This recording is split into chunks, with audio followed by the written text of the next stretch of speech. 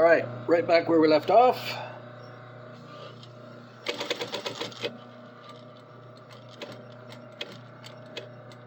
There. Let's do the second fold, which should bring us right back to where we need to be.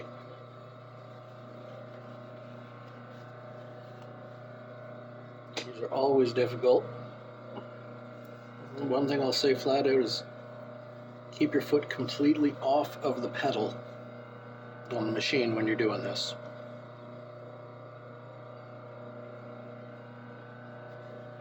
You don't want to accidentally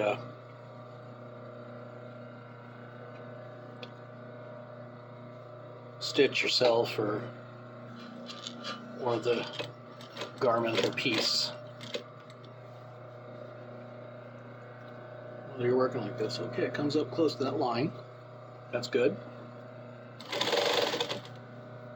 It'll be off by a little bit, but that don't matter because everything lines up nice and even.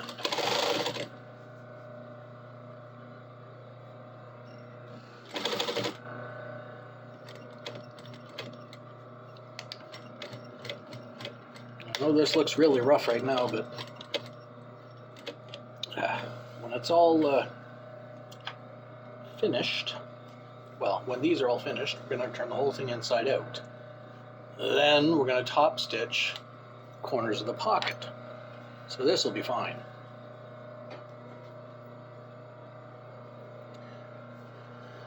This part we got to do on this side of the machine, so that's going to be fun. Just to keep all the lines even the way they're supposed to be.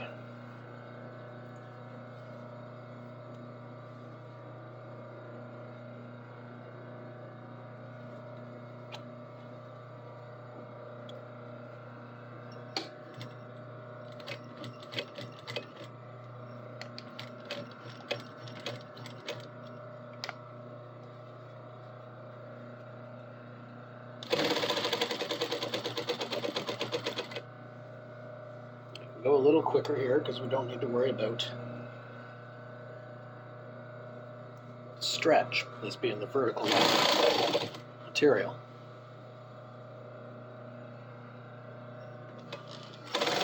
Only have to worry about the stretch of it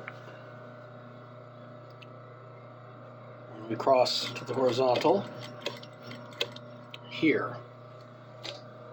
We only have to worry about the stretch on the smaller piece.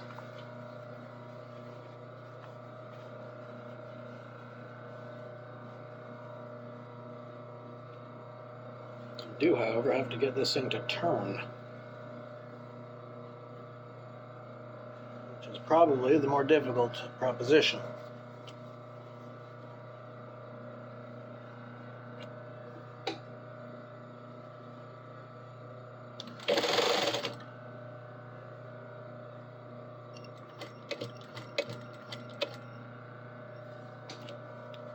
Turn this again.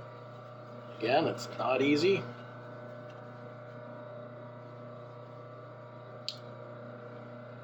Roll in one direction.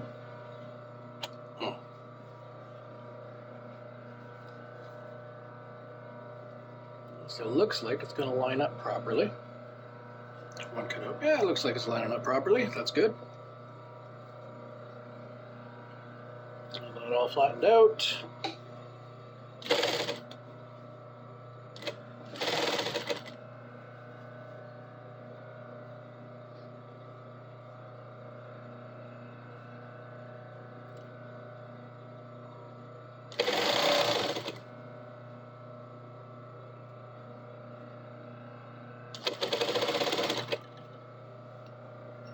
Let's get that up to here. The reason we're doing this, one of the things we're doing here, having that folded over so much on the top edge, is so that the snaps are at least going through 2 layers of material. Makes them less likely to break. We're also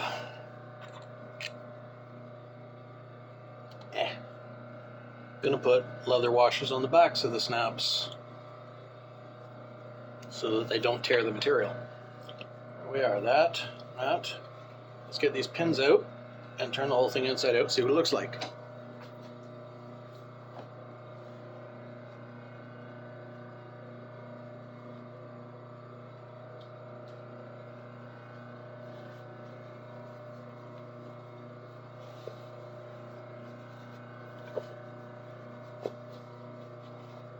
There. Now we're going to top stitch the long seams. We're not going to top stitch the short seam across here, just because it'd be too much a pain in the dick. But we got a bag. Make a nice purse, you know. That's basically what we're looking for. So let's line this up to top stitch them. Same as every other top stitch on an edge like this. Press that seam as far forward as you can.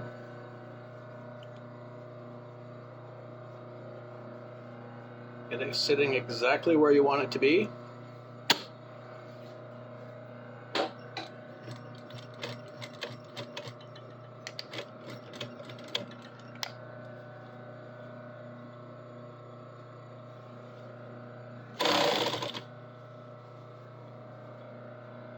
It's going to be interesting because there's extra layers at the top here.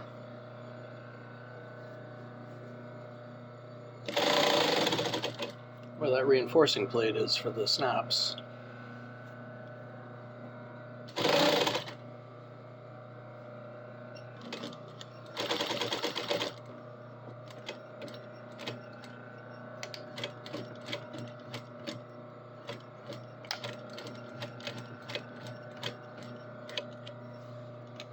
Come on. The hell?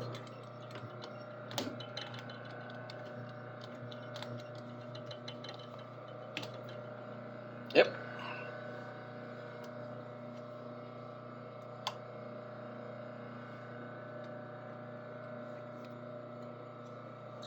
Broke one thread, didn't break the other thread. That's good.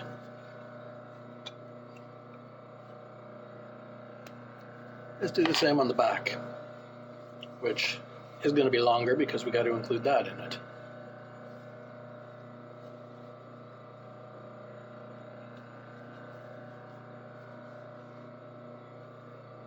So we start lined up with this seam. Drop our presser foot. Do our back stitch to start, which just keeps it from coming undone, really.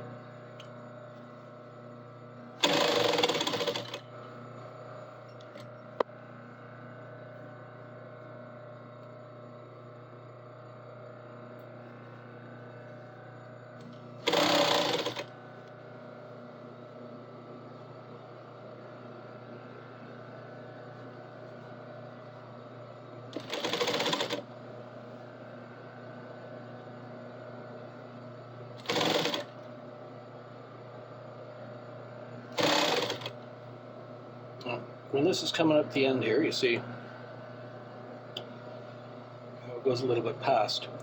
Bend that corner in so that it doesn't go past the edge, the end of the pocket.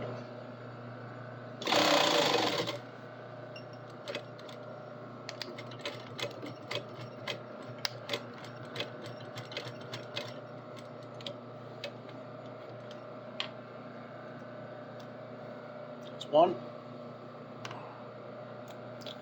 The other side, I go from the other direction. Actually, no, we don't.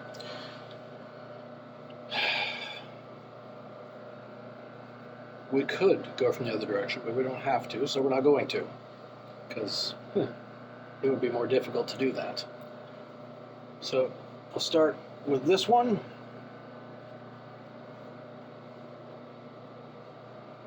Right there, starting at the seam. That's where the needle goes in.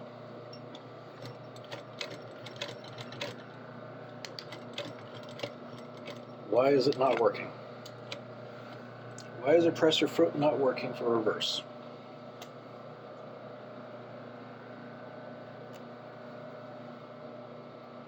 Presser foot is working. Are the feed dogs working?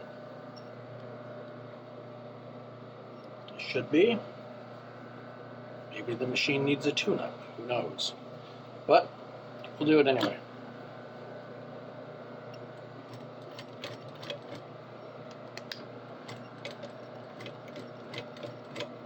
That's what it was. Didn't have it pressed down far enough.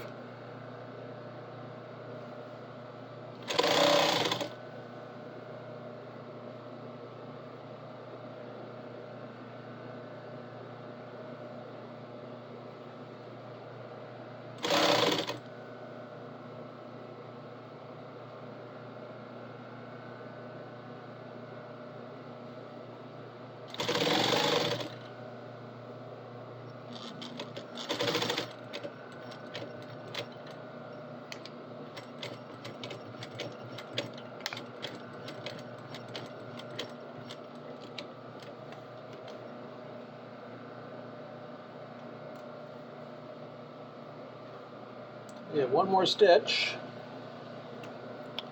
and then this pocket is ready for the next step. I'm going to start on this end. Well, and do like I did for the other one. Start at the bottom. Seems to be working when I start at the bottom, so I'll start at the bottom.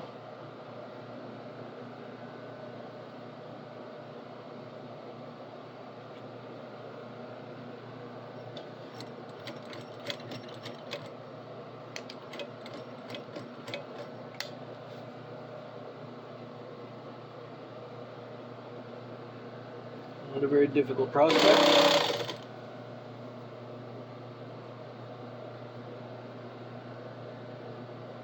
Pull that seam all the way to the edge. Again, pull the seam all the way to the edge. Make sure everything is lined up as straight and even and strong as possible.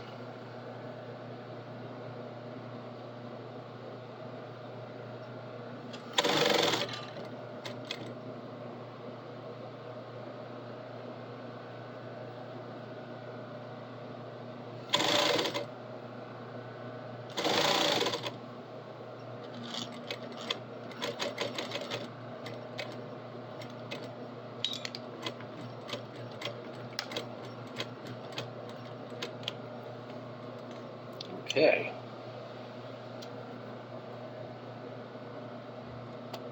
That is the bag for a pocket. Set it up here. Gonna have 2 snaps on it.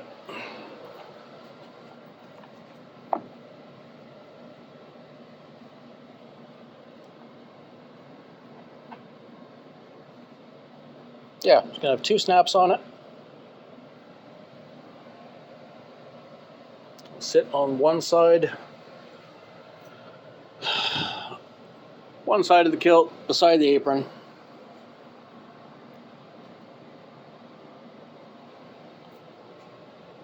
And see what the final measurements end up. I was hoping for like 8 to 9 by 8 to 9.